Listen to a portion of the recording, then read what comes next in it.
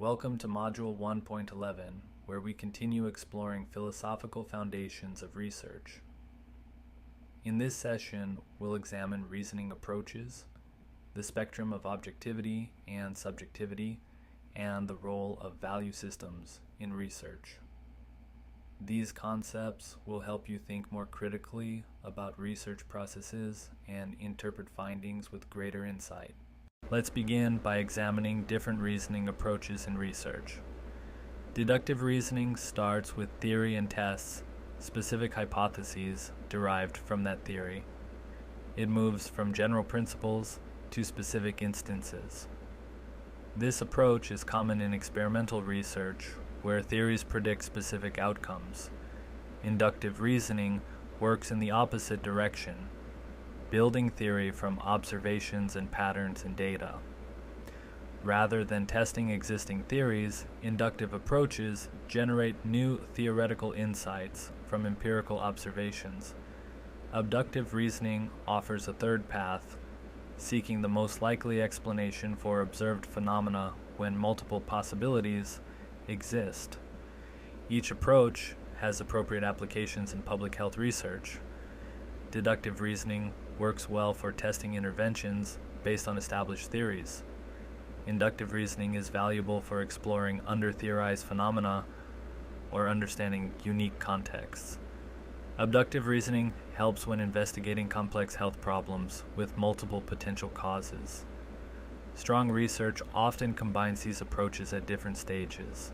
The concepts of objectivity and subjectivity are best understood as a spectrum rather than a binary choice. Complete objectivity, the absence of any research or influence, is unattainable in practice, while pure subjectivity would undermine research validity. Researcher perspective inevitably shapes every research stage, from question selection to interpretation of findings. However, various techniques can enhance rigor regardless of where research falls on this spectrum. These include triangulation, using multiple methods or data sources, peer debriefing, member checking, and transparent documentation of procedures.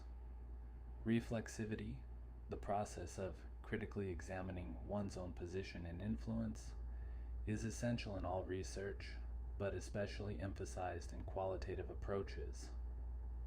Different methodologies balance objectivity and subjectivity differently. Quantitative methods typically strive to minimize subjectivity through standardization, while qualitative methods acknowledge subjectivity and seek to account for it through transparency. Understanding this spectrum helps researchers make intentional choices about how to address subjectivity rather than pretending it doesn't exist. It's important to recognize that research is never value-free. Values shape what questions are deemed important enough to study, how phenomena are conceptualized, what methods are considered rigorous, and how findings are interpreted. Identifying implicit assumptions, those values and perspectives we take for granted, is challenging but essential for ethical research.